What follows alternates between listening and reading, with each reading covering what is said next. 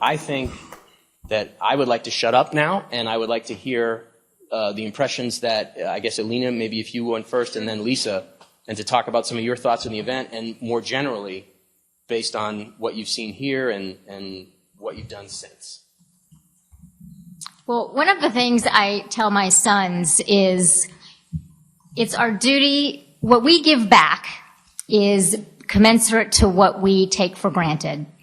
And food in this country, if you are of a certain means, is something we take for granted. And it's what we have hashtag as first world problem. And experiencing the pig farm tour, and most recently something similar I did with chickens, it has cemented this mindset for me that I'm a home cook. We sit at our table every night. My children set the table. We have cloth napkins. We turn off screens and we sit down and have family dinner. And that is what I hope to be my legacy when my children raise children of their own. So food is something that I take very seriously in my life. And I am admittedly a recovering food elitist. And this experience changed me. And it made me value our food system in ways that I have taken for granted for my whole life, because I have never wanted for anything. When I was little, my parents would say, Ilina, finish your meal. There are children starving in India, which is where I was born. And I would shove my plate and say, well, mail it to them. And I had no concept of what a privilege it is to have the discussions that we're having here today. And to meet the people who care so deeply about what they do for a living, and to be with farmers and their families, and to meet their children who will take over their farms, is something most of us can't say about our professions. My children aren't going to grow up and say, I want to be a marketing consultant when I grow up. They might, but I'm going to probably sway them against it. I think that the passion that's demonstrated in agriculture is unparalleled in any industry. And we met farmers who've been farming their family land since the 1600s. That's pretty remarkable. And to me, it was a privilege to visit these people, to intimately see their worlds, to ask questions. And they laid it out there for us. There was no corporate spinning. I write corporate spinning for my clients. I can spot corporate spinning. I knew that they were being earnest and open. And when we went to the kill floor, as David mentioned, we all had the option to not go. We all could opt out and say, I don't want to see this, and not one of us opted out of that experience. And it was the same thing when we went to see the chickens, because it's a privilege to see where our food comes from. And so many of us think we go to the grocery store, we pick up food or meat wrapped in cellophane, and we come home and cook it. Few more people might hunt their food and dress it, and that's a different issue, and that's not something I've ever done. But most Americans are far removed from their food system. We're far removed from the people who grow our food, who are responsible for food safety. Food safety is something we take for granted in this country. I didn't know food science was even something you could study until I married a man who went to the University of Wisconsin. That's just not something that we ever talked about in Virginia, even though there are plenty of farms in Virginia. I had never been to a farm until we went on this pig tour. And when I told my husband what I was doing, his first comment was, you don't have the footwear for this trip. That was an excuse for me to buy shoes. So if you can take someone like me, who, like I said, I'm a recovering food elitist, and you could sway my thinking, I think that opens up an opportunity to a whole new level of moms and dads who are making food choices for their children, and talking about food from how it brings families together, how it teaches our children about cultures, how it teaches our children about our economy, our nation. All of these things are really vital in our food system. And if I hadn't been able to see it firsthand, I wouldn't be armed with the knowledge I have. So when I have activist friends spouting off whatever they've read on Facebook, I can always retort with, I've seen it firsthand. I'm at least now making an educated decision. I'm making choices based on what I've seen and experienced in people I've talked to. I've done my own due diligence. I've done more than just read my friends' Facebook posts. And it's not insight that everyone can get. You're not going to invite America onto your farms. But to leverage people like me and Lisa who can use our voices, I think is a huge opportunity for you to celebrate what you're doing. Right now, when we think of agriculture, we have a pyramid where at the top we see the suits. We see the C-suite CEOs, and it's really easy to hate on a company. It's really easy to hate on this faceless organization who, by the way, most people probably don't even realize their mutual funds are invested in these companies anyway, but that's beside the point. And at the bottom, you've got the farmers. And I think that as a culture and as a society, we need to invert the pyramid, and we need to pay more attention to the farmers. We need to focus more on the faces behind the people growing our food, doing the due diligence and the security checks to make sure we have safe food, to make sure we have access to food and affordable food. And I could make decisions for my family that are different than the families of the kids I tutor. I'm going to try not to cry because feeding kids is my big hot button, and it's what I spend a lot of my energy working on. And when I'm talking about feeding kids and getting them access to protein, I'm talking about chicken in a can with a pop top, because these are children who might live in their parents' car, or a motel room without a kitchen to cook in. So I could be a food elitist in my really nice renovated house with a commercial grade stove and an awesome kitchen, and I can sit back and pretend like this other part of the world doesn't exist. But we owe it to ourselves to really think about our food source and access to food, not only for people like me who can afford what I want, but feeding children who didn't draw the same lot in life that my kids drew. So I think that's something huge that you guys are doing to feed our kids and providing nourishment. The kids I tutor, I tell them, you're feeding your brain. You're not feeding your belly. Make good, healthy choices about what you eat, because you're feeding your brain. And you guys are the people who provide that for us. And it was a privilege to go to these farms, and I look forward to doing more of this. And I'll shut up now and let Lisa talk.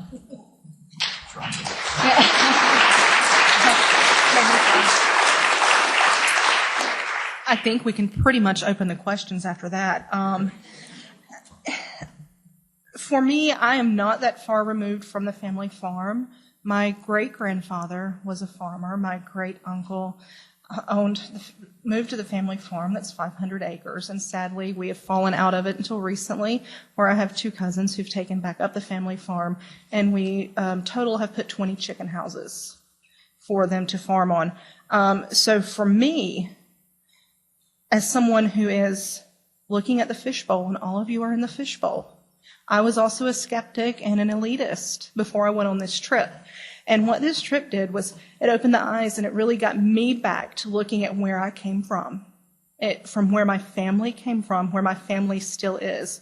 I'm looking at the roots they planted many, many years ago.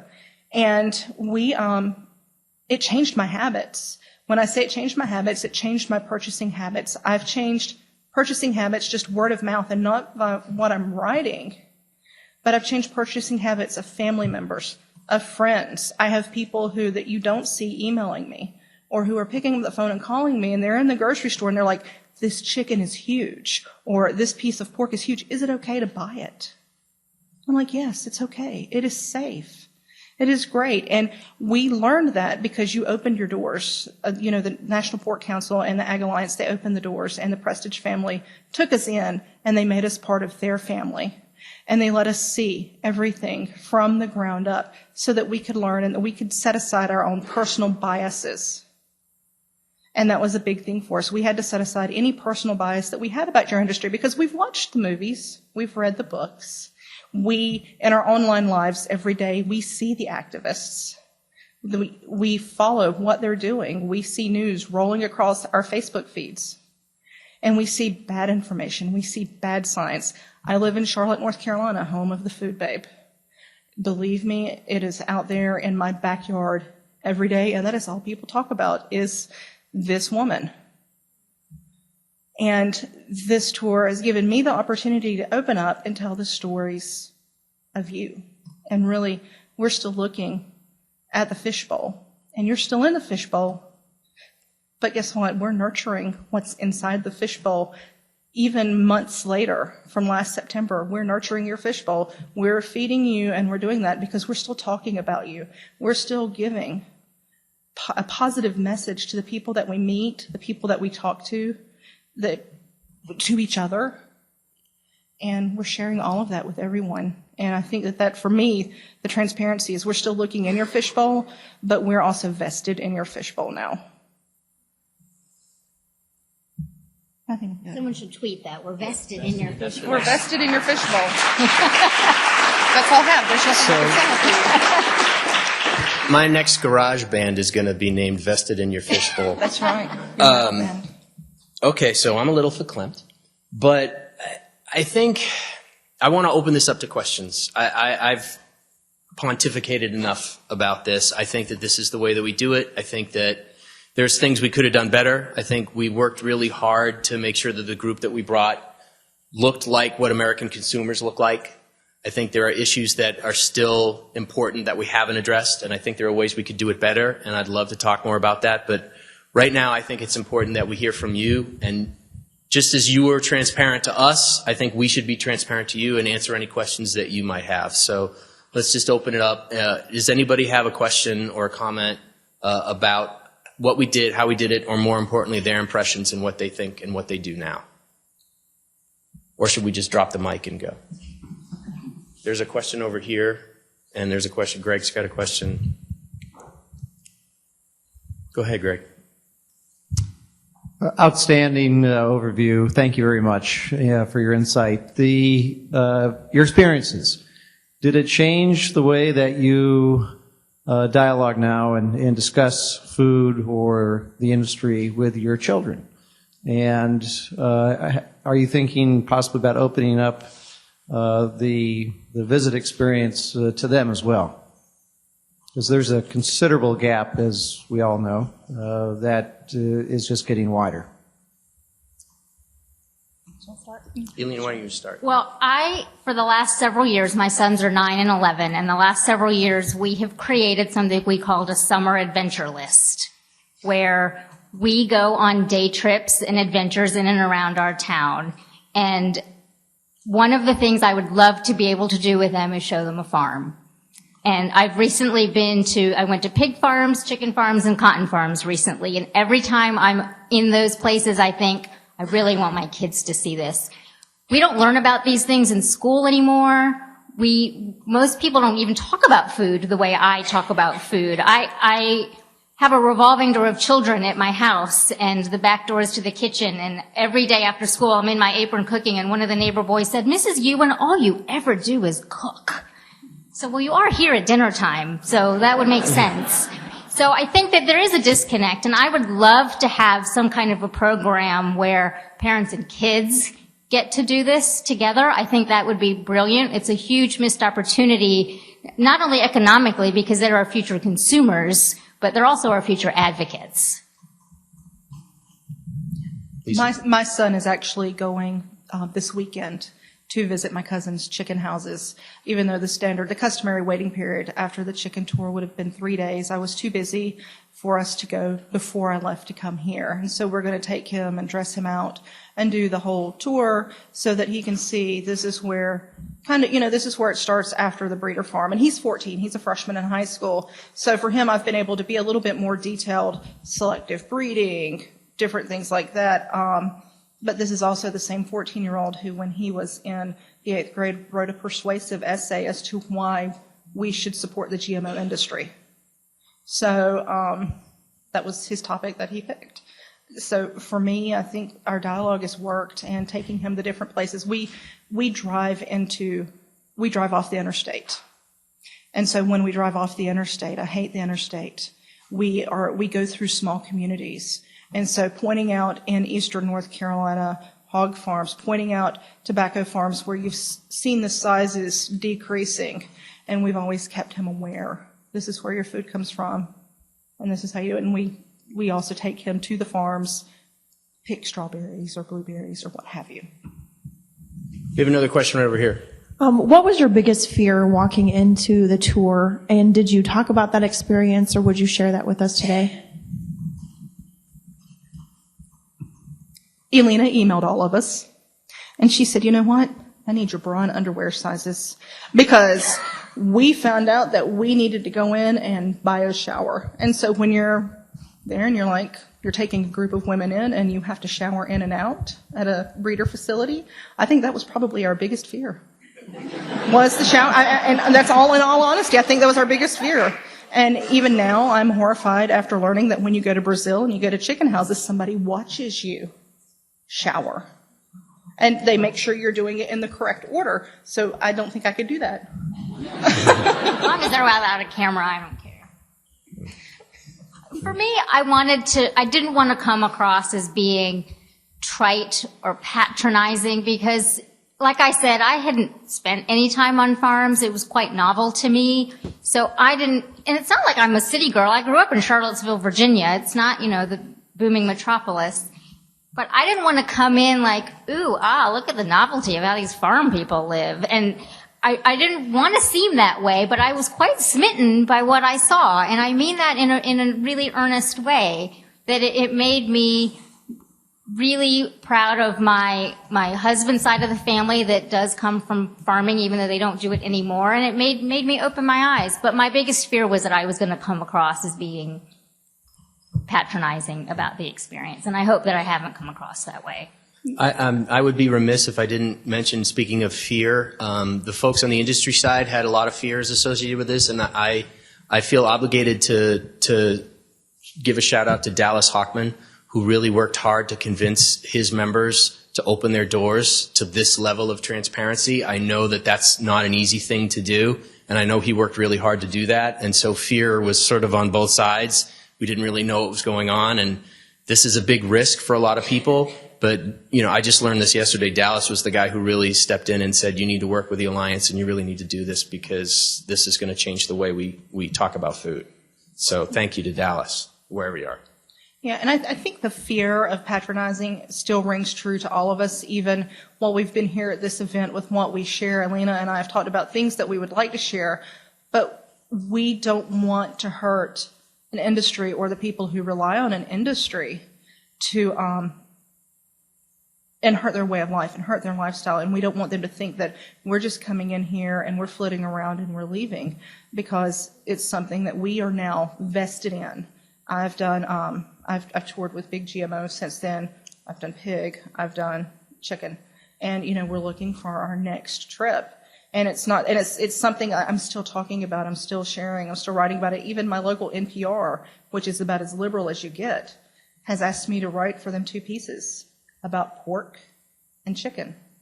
And while it's local, it's a move forward in communicating to an industry that might not put you, or to a station that might not put you in the best light as far as an industry. Who's next? We got. On the tour, were you shown any animal husbandry procedures that involved pain? And how would you like the industry to start that conversation with you? We did not see anything like that. No, and we didn't really spend a lot of time talking about that. One of the things that we did look at, I'm just trying to think about it now. We talked a lot about why sows are stored where they're stored. We talked about how... And we saw them. Yeah, yes, how animals are treated if they get sick, and we saw treated animals. We saw how humanely animals are killed. And so we talk about, how do we deal with pain? I don't know that was ever really, it wasn't brought up in the context of pain. It was sort of, this is the process by which we do things. And so animal husbandry was kind of baked into that. It wasn't sort of singled out like, this is what happens when an animal is hurting, or this is how we prevent an animal from hurting. It was just sort of, this is how we do things, and we get to see for ourselves how that went. Is that right? It does, but when we were at the facility, at the breeder facility, when the sows had given birth, the people that were looking over the sows and their piglets, they were as genuinely invested in them as they would be their own children. And this is not something you can fake. the pride and the adoration and the love that they showed for these animals and the enjoyment they get of coming to work every day to make sure that they are well taken care of and that their needs are being met. It came across for us at all levels. Even, I've been on a traditional kill farm many years ago, right through the head for the pork industry because my sister worked for Samaeus Foods. So I knew that. And so for me to see the new processes where they were taking them down, they were giving them a little gas to put them to sleep and then bleeding them, for me, I was like, you know what, that's brilliant. That's such a great job that the industry is doing, because if you're looking at it in a family of hunters, you don't want adrenaline rushing through the meat if they were scared or excited, because that ruins the meat, especially hunter-gatherer deer hunters, Ilina. The adrenaline ruins the meat if you don't kill a deer correctly. And so for me, when I'm looking at the pork industry, they give them a little gas, they go to sleep. Chicken industry, they give them a belly rub and a back rub before they go in, so they're soothing them and they're calming them. And I think that was the big thing for me. Does that answer your question? Who's next? We have over here. When you started your blogging careers, did you ever imagine you would go on this agricultural advocate journey? And I know, Lisa, you just mentioned a little bit ago your what's next, but you have a lot of people in the room that are probably dying to have access to you. What's next for you? Like, what else do you want to learn more about? Well, I inseminated a sow on my 46th birthday. So I'd like to see what I could do on my 47th this September. I'm just kind of kidding. I think that I would be curious to see what happens with beef and turkeys and ducks and produce. Like, I kind of want to see it all. And just to hit on a point that Lisa mentioned a minute ago about our role in advocacy and how this has become important to us, I think with or without this experience, I would continue to use my blog as my voice. And I've said from the day I started blogging that I am my own audience, and if you don't like what I write, don't read it, because I write because it's an exercise in creativity and it's cathartic, and I like to opine. I'm not reporting, I'm opining. And if you like what you read, then stick around. I have more to say. So what I hope to do is to continue to be a voice for our food systems and access to food and food security and all of those things that are intertwined. There are a lot of working gears here.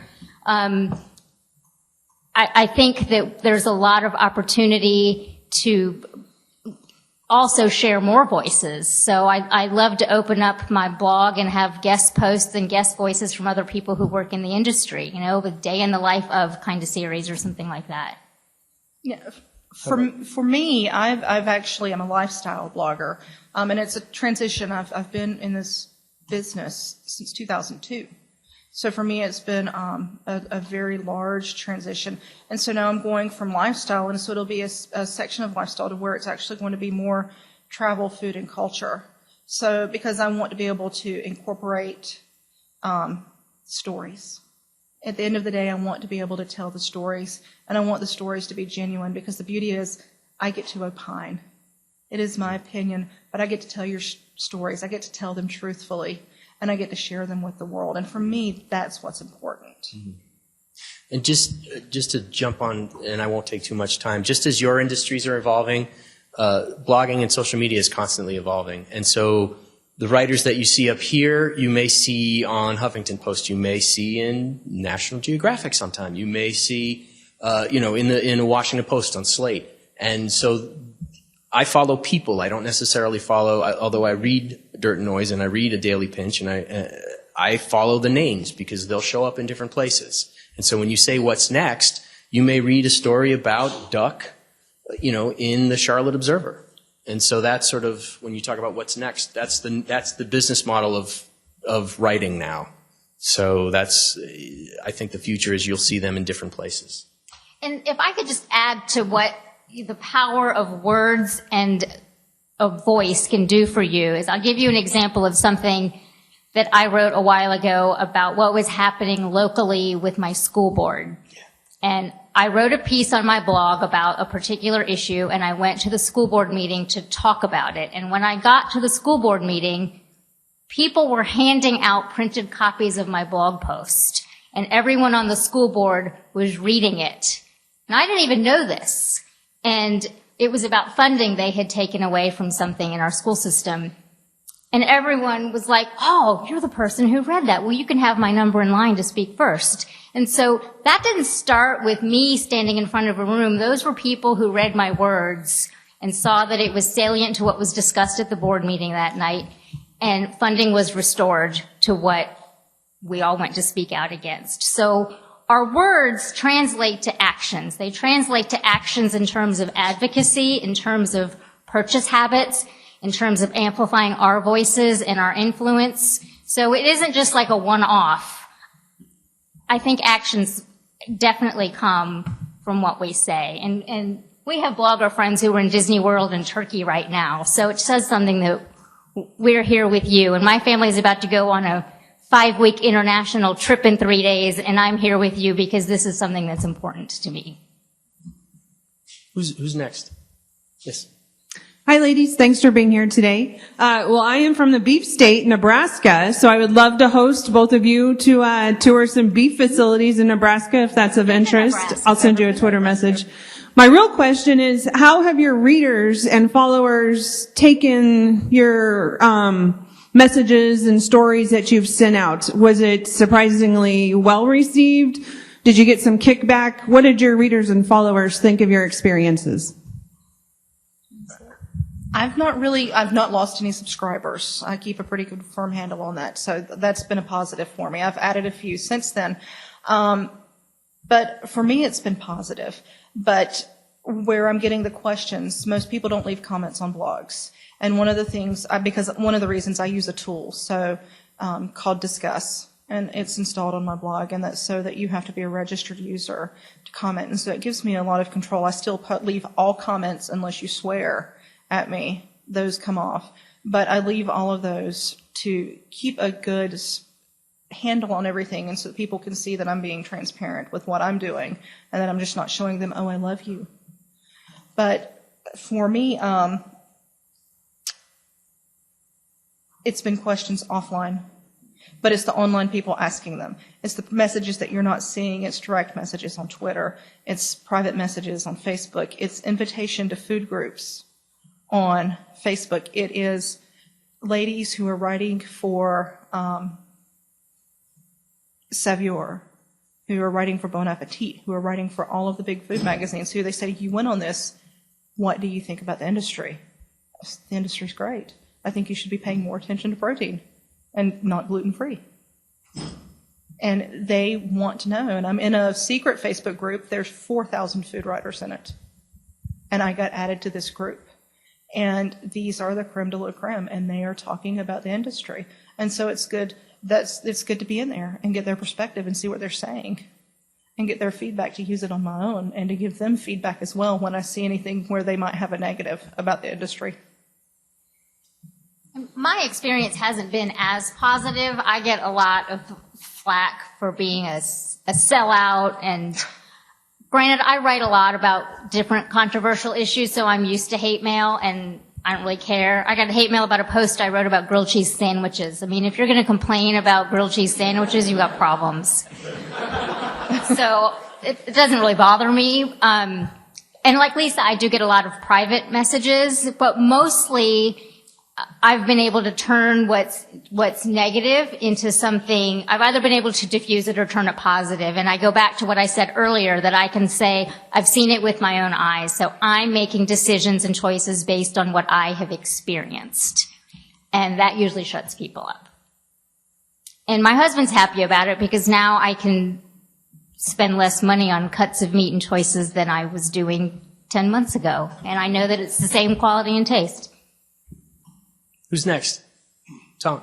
This is not a question, but more of a comment, and y'all can figure this out amongst yourselves. One of you needs to become the food chick. We could probably add that column on. We have a website together where we write about North Carolina, so we might be able to incorporate that. Yeah. My dad would take issue with the word chick.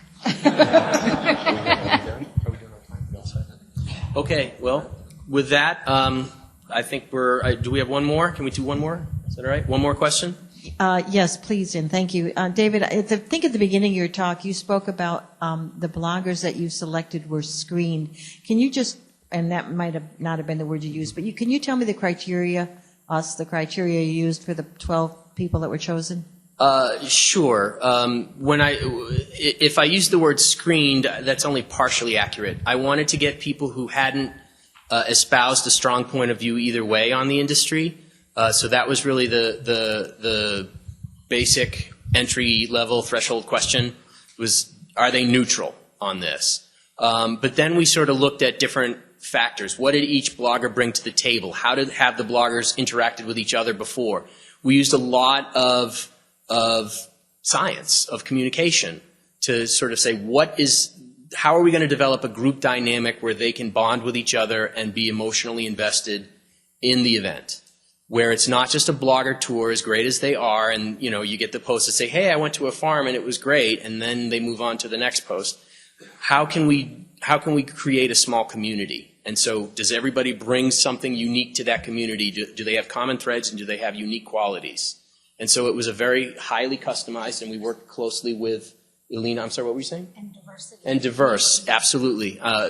One of the things that we made a real priority on was making sure that the group of bloggers we had looked like the American public as much as possible.